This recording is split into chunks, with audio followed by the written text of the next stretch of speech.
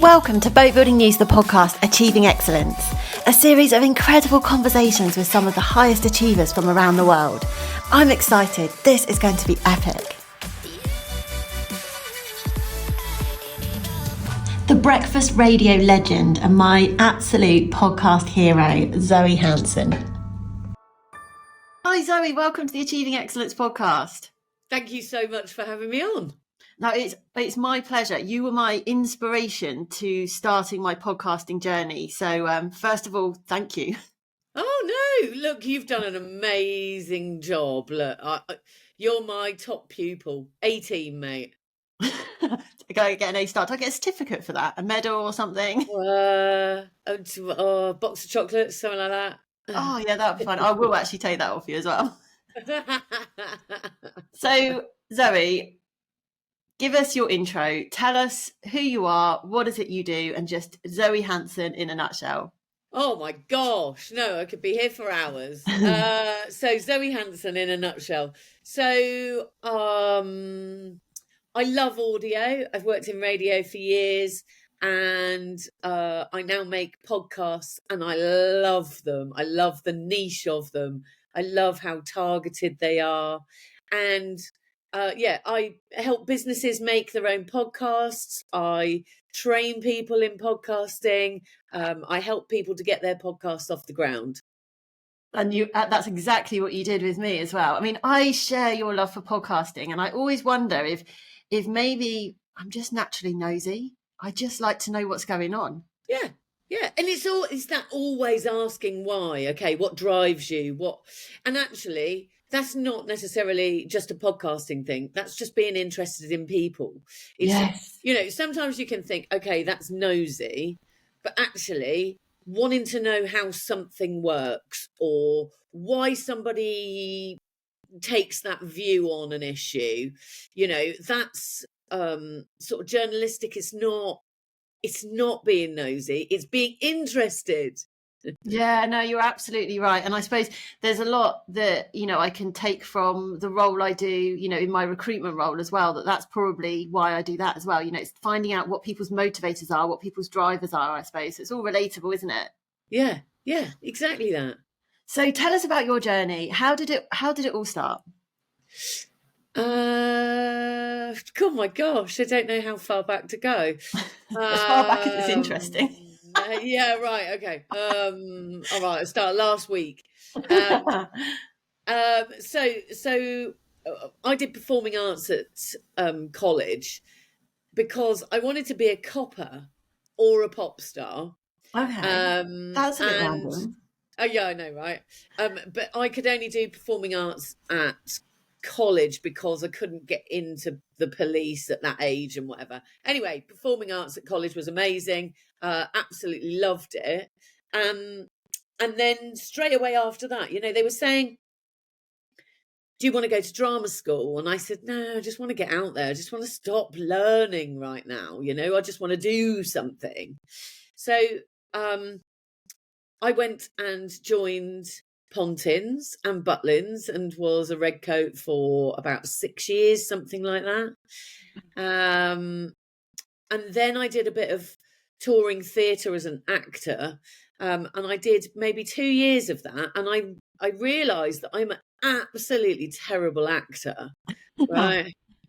But I knew that I was quite good as myself on stage. So I set out to be a presenter.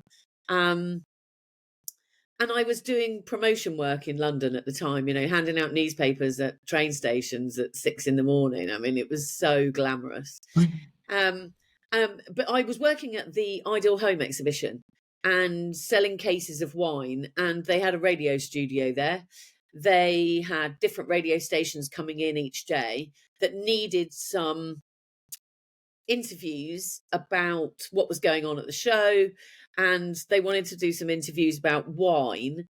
So I sort of stuck my hand up and said, I'll do it. And we did that for a month. That show goes on for a long time. I drank a lot of that wine that I was supposed to be handing out. But the producer there said, oh, you're quite good at this. And I said, this is what I want to do. And so bless him, he helped me to put a demo together. And actually, that was quite interesting in the first place, because we were putting together a demo, but he'd said, come over to our studio. And it turned out that it was the Hit 40 UK studio. So it was where the Spice Girls were, and, you know, Dr. Fox had done the show from there. And gosh, there's some names from Blast from the Past. Dr. Right, Fox. but it was all a bit like, oh, what am I doing here? So we put a demo together, and I fired it out to all the radio stations that I'd sort of spoken to over the month. And before you knew it, within a month, I was on a breakfast show in Weston-super-Mare. Ah. Yeah, that's where it all started. So from there, I went to a radio station in Bristol called GWR. And, you know, the one in Weston-super-Mare had 7,000 listeners, and this had something like 400,000 listeners. And then I went across to Red Dragon FM in Cardiff. And while I was there, I had a call from Capital Radio in London, and they said, would you come up and do a demo? So I went and did that. I didn't know what the job was, or the gig was, or what time it was going to be, or anything else. Anyway, I managed, and still don't really know how, to be a presenter on the Capital Breakfast Show in London with Johnny Vaughan. And yeah, did that for a couple of years, and then moved down to the South Coast thinking that I'd be here for about 6 months, and 16 years later, I'm still here. So when I first moved down here, I was on Power FM. I remember that. And then that became Capital FM. And then I moved to Heart when I was pregnant, and I did 7 years on Heart as well. Yeah. So there we are. That's the radio bit. That's you in a nutshell. Yeah. And Your then journey. About 4 years ago, they decided that they were going to make Heart a national brand, and they were going to, you know, put out lots of national programming. So the breakfast show didn't exist anymore. That was going to come from London and go out nationally. So I kept coming back to this idea about, you know, people love local. People love to know what's going on. People love to know, to hear a story about somewhere that they know. They can picture it in their mind, you know. So I set up a podcast called The So Show, which is purely for the Southampton SO postcode. It's called The So Show. And we've got Visit Southampton sponsoring. We've got West Key sponsoring. And it just flies. It's just really, really good fun. And we cover all sorts of events and goings on, and new businesses and new places to go, new things to do. So yeah, started that. And then a couple of people approached me and said, can you help us make a podcast? So I did that. And now the podcast lady helps lots of different businesses from all different industries make their own podcast. And that's what I love. I love going in there and saying, okay, right, how do we tell this story? How do we plan this? How do we speak to the people that you want to speak to? Yeah, absolutely. And, you know, what I've learned, you know, and I learned this from you, and I've also learned this from speaking to other people who have said to me, hey, I want to do what you're doing, is podcasting. It's more than just, this is the platform that you use. This is how you set an account up, and then you hit record and you go.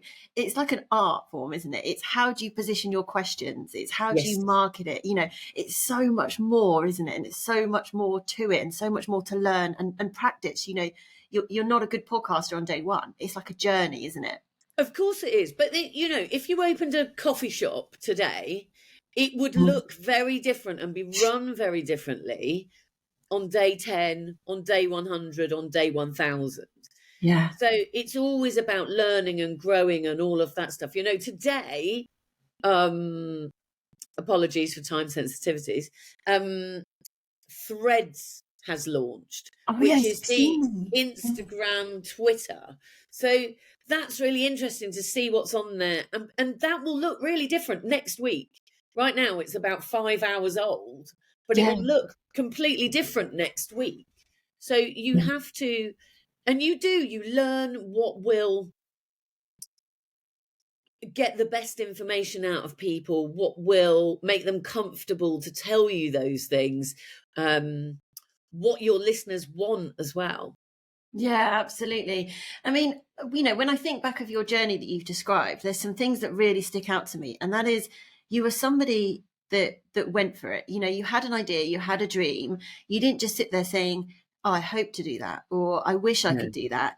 You were given, you were given a great opportunity to go and record that demo.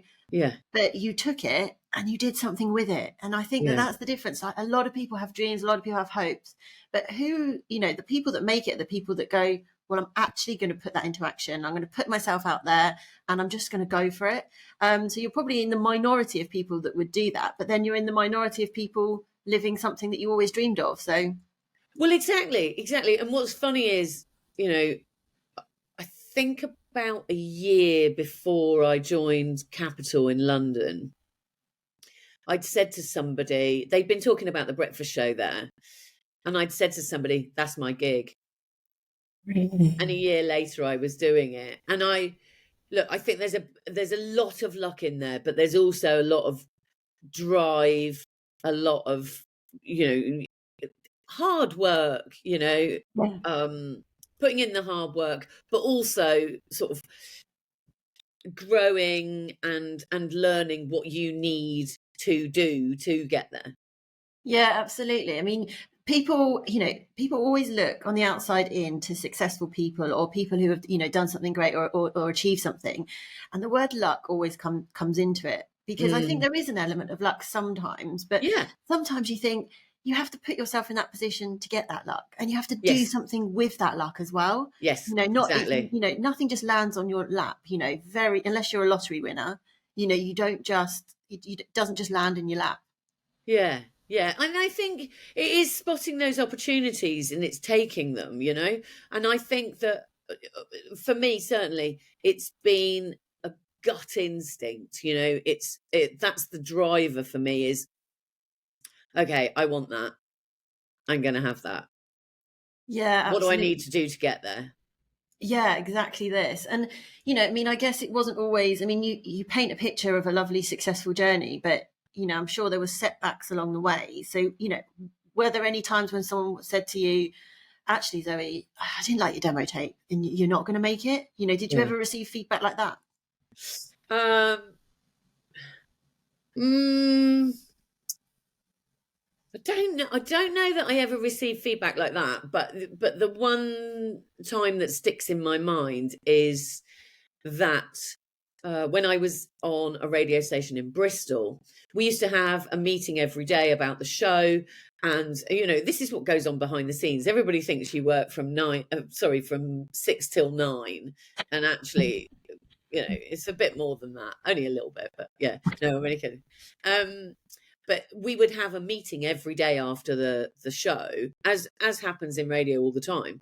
And we would have an hour where we would pick apart conversations or the way that you've positioned something and, literally word for word, go back through it, just make it better, make it better. And actually, we went into a meeting one Friday and they said, I'm sorry, guys, that was your last show. What, just like that? And that was it. What, you had no inkling that was coming? No. Wow. Yeah, that's brutal. I grew up in Bristol, so for me it was like, oh my god, like you're on in Bristol. And then all of a sudden I wasn't. And actually that day I just didn't know what to do with myself. It was quite weird, but it's I think it's about picking yourself up from those occasions and saying, okay, right, what do I need to do and what do I want to do? Yeah. And trying to find your way through that. when Heart came to an end, before I started the show, edit that bit.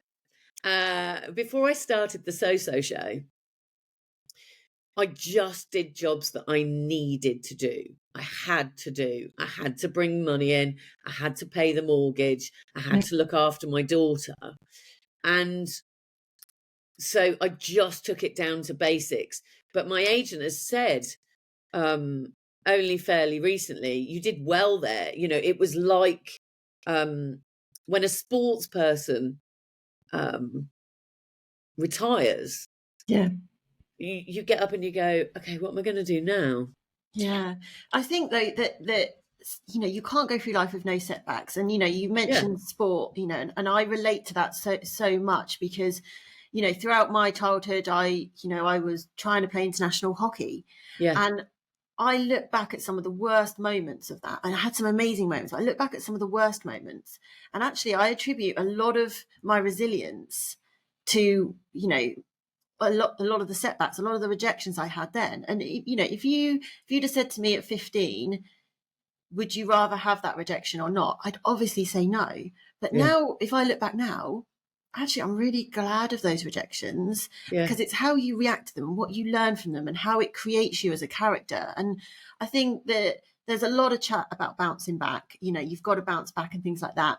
But actually, I think that sometimes, you know, I learned something quite recently, that it's actually okay to what did they say to me? It's okay to sit in the mud for a bit. It's okay to feel a bit, you know, you've had a rejection. You need to go through the process. You know, it's almost like a grieving process. You know, a bit of your life has gone, and it was a major bit. You know, I was talking very recently to somebody about funerals, and he's a celebrant for funerals. Oh, okay. And he said something that really resonated with me, which is, you know, at the moment, everybody, you know, I suppose the trend is to go along to a funeral and say, sorry, they're gone, but actually, I'm really happy that they were in our lives, right? Yeah. But he said it's really important to go through the grieving process. And because you have to do that to go on to the next. There's the change management curve. Have you ever come across this? Yes, 100%. Yeah. It's the most brilliant thing ever. So first of all, there's denial. I use the change management curve for, you know, I haven't onboarded a client, or my car's gone wrong. Anything at all, you know, the kettle won't work. I go through the change management curve with everything. Do you grieve your kettle, Zoe? Well, no, not especially, but you know, I still go through the denial. No, it must be working. Try it again, right? And then the whole anger about it, the whole, oh, flipping heck, I can't have a cup of tea. And then I go through acceptance, like, okay, all right, that is definitely not working. Okay, well, I can't have a cup of tea. What else can I have? And then that sort of change bit, that sort of crescendo is, okay, well, I've got to go to the shop and buy a new kettle. But I watch myself do it. Yeah. You know, and actually I can plot myself on it every single time. And that's so interesting. I do love it. I think it's brilliant. You know? It is, but it's human nature, and it's probably, you know, stems back to, you say you're interested in people. You know, you observe behaviours and you understand behaviours rather than just taking everything at surface level, even when it is about your kettle. Yeah. You could have come up with a much more better example for that, couldn't you? Let's please. There's grief and then there's kettles, right? But it's true, you know, when you look at someone that's successful and you look at how they have dealt with their setbacks, isn't it? But you can't just, you know, you get people that are resilient that almost brush them off. But there is value in feeling a bit rubbish because you've had a setback, because I think that's what lights your fire. That's what lights your fire for your comeback. Yeah. And actually, it's always about, you know, the whole of your life is about sitting with those feelings and being okay with it. Yeah. You know, and you know, if I have a bad day or two, I have to think, okay, I reckon it'll be better tomorrow. Yeah, exactly that. Yeah. You know, just go to bed. Just write it off. So, I mean, when you were obviously a radio DJ, you know, I guess it's quite easy to measure success. You know, it's in those metrics. You know, whether we call them vanity metrics or not, it's in your listener numbers. It's very easy to measure. But I mean, do you still measure success in that way now, or has it changed as you move through your career? I don't know. Because what's funny is you've mentioned success a couple of times, and I'm like, I've never quite worked out what success was. I think I had an ambition to be on Capital Breakfast, and I did it. And then somebody said to me, "What's the next move?" And I went, "Oh, I don't really know, because if you wanted to be an astronaut when you were younger, that was your mission to Mars. You've done it. So what do you do after that? You know, you're a runner." Okay, so I did the London Marathon. I trained for a year for it, went and did it. You know, I completed it in probably about 3 times the time that you did. But which is harder because you were running for longer. Exactly. That's what I kept telling my legs. But once I'd finished it, I'd done it. Do you want to do it again? No? What's the point? I've done it. Tick. Yeah, and goal setting can be a bit weird when you're a what next person, though, because for me, I was a bit similar to that. And, you know, I mean, you know, I've spoken before, especially if we take the London Marathon, how long I wanted to do that for. Yeah. And you often think then, oh, you must feel amazing that you've done it. And part of me thinks, well, no, actually, because I've got what am I working towards now? I've taken my own goal away from myself, which feels it's like weird. when people, I suppose, when people are getting married, you know, they're all consumed by that day and organising it all and making sure that it's all going to be great. And then afterwards, there's always this lull of, well, what do we do now? You have a baby. That's what you do. But you know what? I mean, yeah, that can take up some time, right? I've got a big birthday coming up next year. And my friend said to me, okay, I'm going to do 50 things that I've never done before. And I said, okay, that's a good idea. She said, might just be little things like trying a food, or I've never been down that lane, I'll go down there. Okay. And I sat and I think I came up with 3 things. Just 3 things. And I think that my priorities have sort of shifted. You know, it's much more about my daughter and I and what we do. But, you know, I've done festivals and I sound like, I've done it all. Yeah. But there's nothing that I can do twice. Yeah. That I would think, oh yeah, it was so much better the second time. Yeah. You know, there's not a lot that I can do for the first time that I think, oh yeah, that's brilliant. Oh, I'd love to do that. So there's no sort of obvious milestones in your horizon, which you're like, this is my next thing. You know, it's more, you sound like you're very content at being present. It's exactly that. It's exactly that. It's about being content. And you look, I fly around and, you know, I'm not boasting. This is a busy thing is what I've always done. I've always been busy. I've always chased around a bit like an idiot. And actually, that's exactly what it is. It's content. It's okay. You know, I was out car shopping fairly recently, and I test drove a Mercedes A-Class, and I thought, oh, I love that. Yeah, I'm going to get one of them. And I'm like, no, actually, you do 10 miles a day, Zoe. Why would you get that? You don't need that. So I wish you'd spoken to me in October last year, because I did that and I went and bought a nice performance BMW, and it just makes my driveway look wonderful. And that's it. That's wasted. Why didn't we have this conversation 6 months ago? You may have stopped me making a mistake. Do you know what it is, right? I reckon I've grown up. That's what it is. Yeah. I've grown up. I finally realised that things don't make me happy. Experiences make me happy. Yes. So, that's what it's about. What are your priorities? I love team sports. I love going on days out with my daughter. I love finding new places to go and new experiences. Yeah, and that's the thing, isn't it? We live in a materialistic world, and we're brought up. I mean, maybe it's a generation thing. We're brought up in a materialistic generation where things matter. Yeah. And you're right, actually. Well, you when think strip it all back, does, but actually, that's like a sort of insecurity thing, because it's all about the outward, yes, isn't it? And actually, I don't need a Mercedes. I'm all right. yeah, I'm there. I don't need that BMW. I really don't, and I realise that now. So maybe I was just a bit behind the curve with growing up. Maybe I'm growing up now, Zoe. Before your next purchase, come and talk to me, okay? I told you. Tell me what's important in life.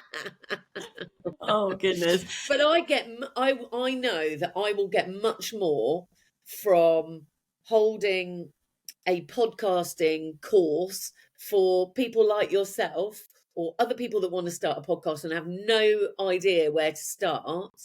I will get much more out of that than I would buying that car. Yeah, no, you're absolutely right. And I think it's quite a nice feeling when you've done quite a lot, you've achieved quite a lot, and you're at the point where you're just happy with what you have in the present moment and the feeling that gives you, rather than whatever it is that success is buying you. Yeah, exactly.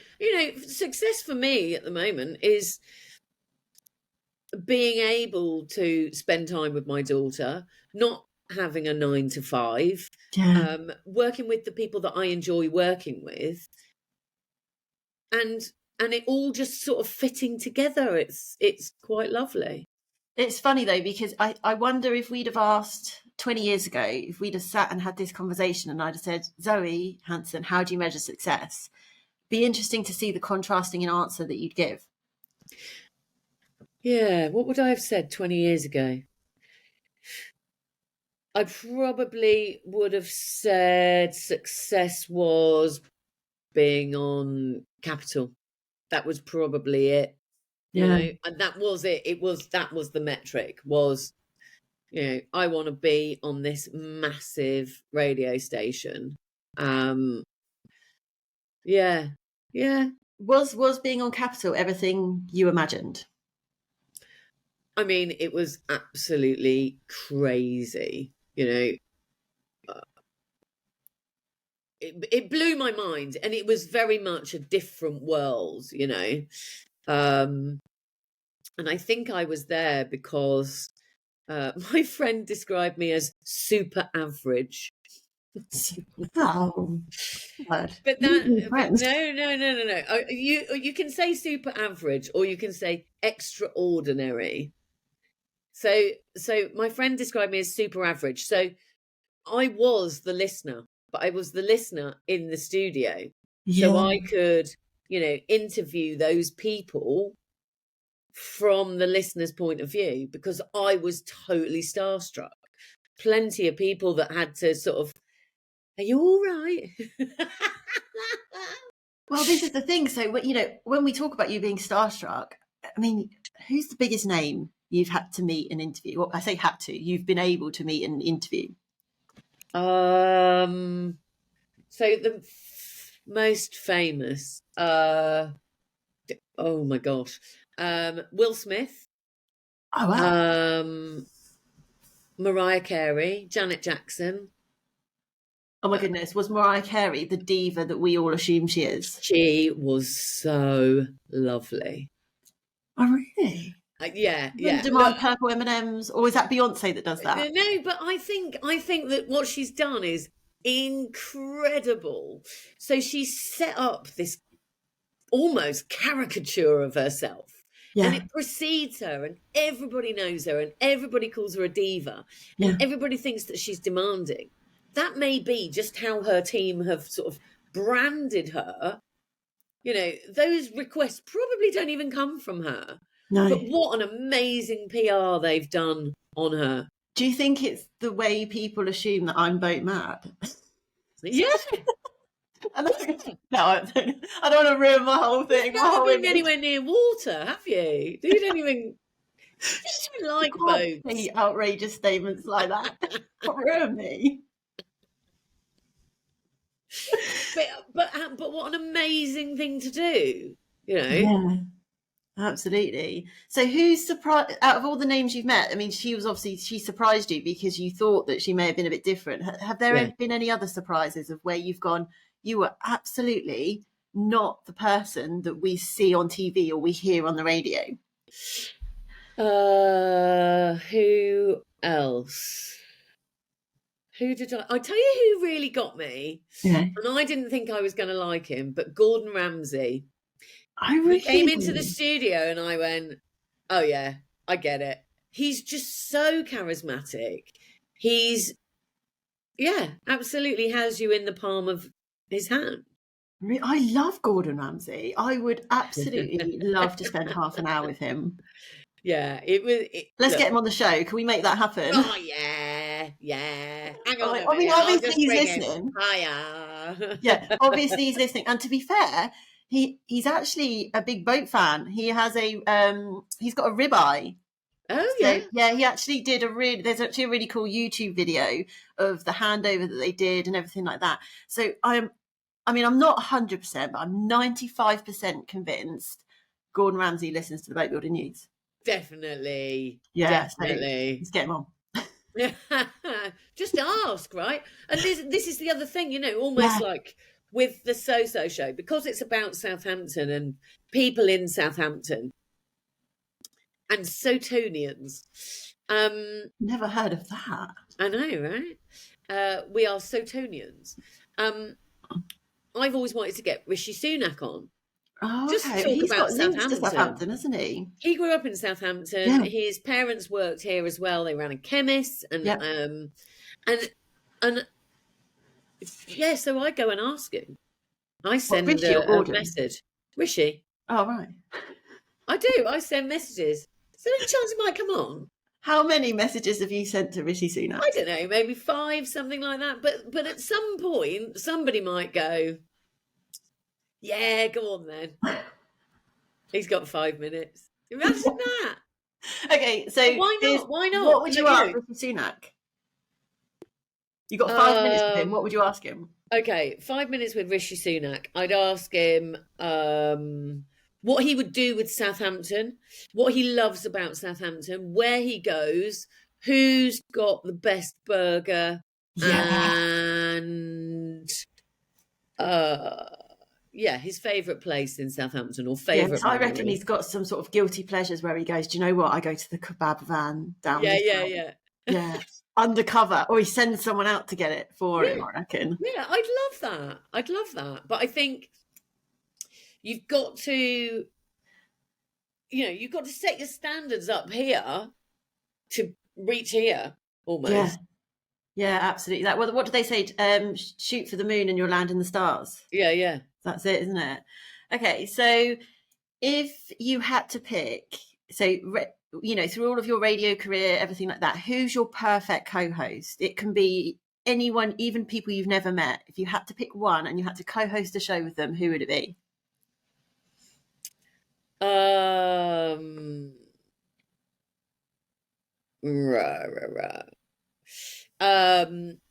I loved and learnt so much from Craig Doyle, you know, the guy that's doing This Morning now. Oh, okay, yeah, I think I know him, yeah. He was brilliant. The Irish guy, he does all the rugby and all of that stuff. He's just brilliant and very nice to look at in the mornings. See, I would go with, I thought so a lot when I was doing a bit of prep for these questions, I was sat thinking, who would I go with? I would go with either Peter Crouch. Yeah. Think he is absolutely hilarious. Yeah, he is, yeah. Or Jack Whitehall, because he's my secret, well, it's not so secret now, he's my secret crush. That's who I would go for. So, maybe they'd be interested. Maybe we'll get Gordon Ramsay on as a guest. Peter Crouch is going to want to come and co-host with me. Yeah. This is going places. Yeah.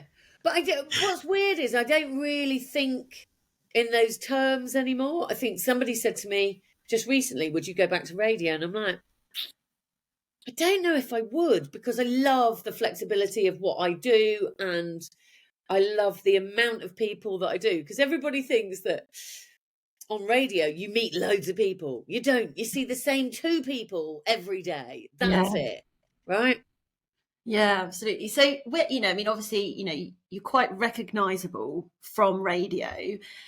So walking down the street, people may not recognize you, but do people take a double take at your voice and think, I know that voice from somewhere? Yeah, sometimes.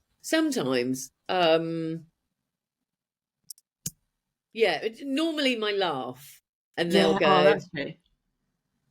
and they don't know where they know it from, but they just do. You know what I mean?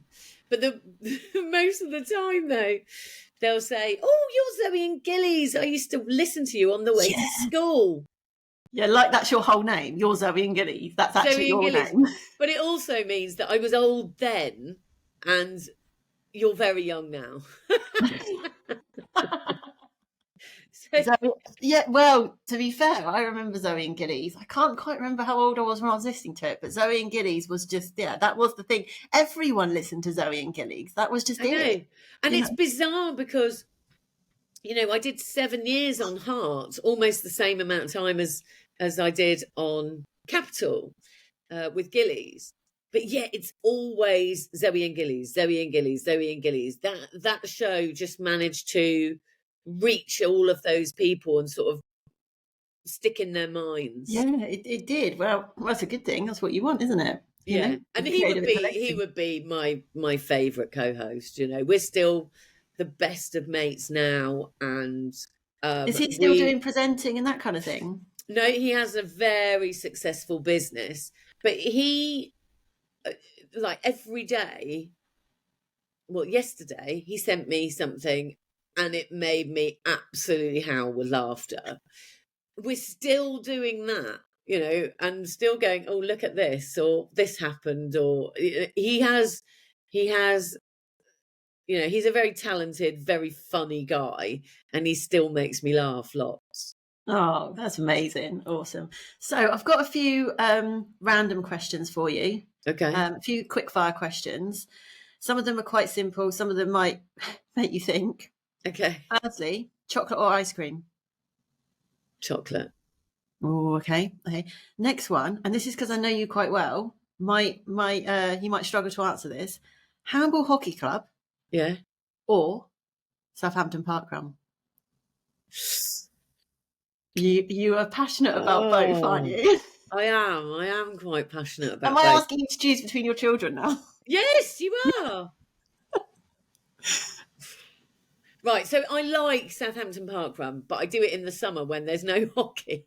Oh, okay. But Southampton Parkrun is the second biggest in the UK. There's normally 1,000 people turn up there. So really that big? That is how big it is, right? 1,000 people turn up on the Common every Saturday, 9:00 to run 5K, right? Right. The team of volunteers that turn up there, that's incredible. Yeah, That's really completely free. You turn up, you do your park run, you hope that you're getting a better time and all of that stuff. What they've done with parkrun is incredible. Yeah. Just getting people out there, getting people to do some sport, to move a bit more, to do some exercise, and collectively, the support there is brilliant. Everybody chats on the way round, or the volunteers will be cheering you on, but it's something you can do as a whole family as well. I mean, you could, but my daughter don't even want to get out of bed at that point. So, but Handball Hockey Club. So the hockey club for me is, that's success, right? So I see it much more as, okay, the day is at the hockey club. I'll play the game and I'll enjoy the game, and then go into the clubhouse and have some tea, and then come back out and watch another game, and all the kids are there and they're all playing, and that's a community there. I love team sport for that, for just feeling like you're home and you're welcome and you can stay and watch and talk to whoever. Yeah. Well, if Handball Hockey Club need an advert, you've just done it. Yeah, right. But the success thing Mm. was at the end of season dinner, Yeah. where I was voted player's player. I love that's the And best award, isn't it? right, I just go, okay, that's success for me. Is I ain't the best on the pitch, but as my mate calls me, you're the mouth in the middle. But I'm not shouting anything bad. I'm not getting the ump about anything. No. I'm always really super positive, really supportive, because I love to see those players coming through and all of a sudden they've got it, or they make a great tackle and you go, oh, that was amazing. I love all of that. And so to be voted player's player was, yeah, that was successful. But you've avoided choosing between them, Zoe. That's not the rules of this game. Yes, you're right, because I was thinking that if I talked enough, I know. you'd forget what it was and go on to I the know next. you were thinking that. Both, but for different reasons. Oh, that is a cop out. But Yeah, I'll it is. All accept right. it. What could I live without? Oh man, no, I can't do it. I can't do it. I know. That's why I put the question in, because I'm mean. And do you know what? My 20-year-old self would go, "Oh my gosh, how sad is that?" But actually, this is that thing again about community. What do I need? What do I want? It's not about things, it's about experience. And both of those things give me experience. Yeah, absolutely. No, I completely get it. Okay, now this one might make you laugh. If you could have a theme song that played every time you entered a room, what would it be? Yeah, I love it. I love it. When we were on Heart Breakfast, bless them, the church from around the corner from where I live, they got in touch with me and said, is there any chance you might be able to come and open our spring fair? Now, if there's a party on, I'm there, right? Yeah. So I said, yeah, all right, yeah, I'll do it. Anyway, we set it up and we sort of wound them up a little bit. We rang them and said, yeah, she needs pink lemonade in her dressing room. She's like white flowers. And is there a choir? Yeah. Could they sing her name as she walked into the room, please?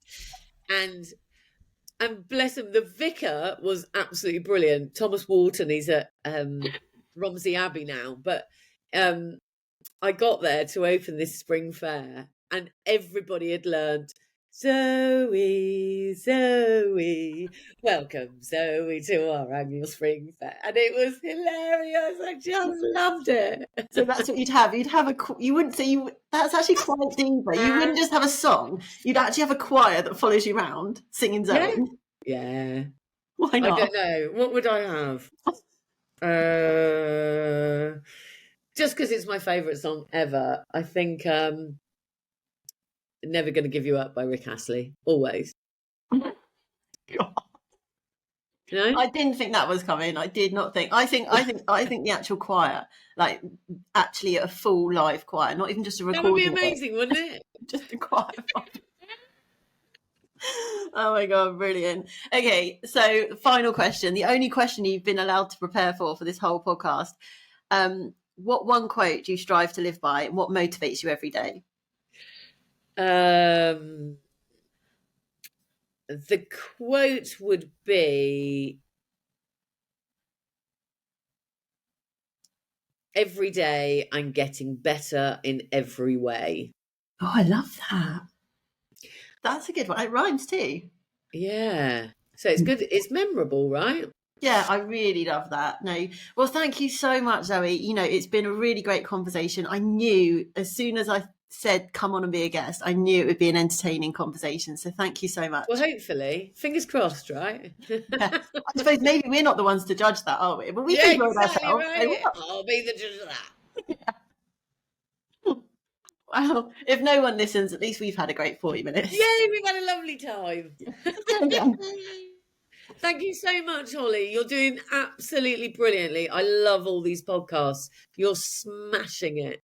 Oh, thank you so much, and I'll see you soon.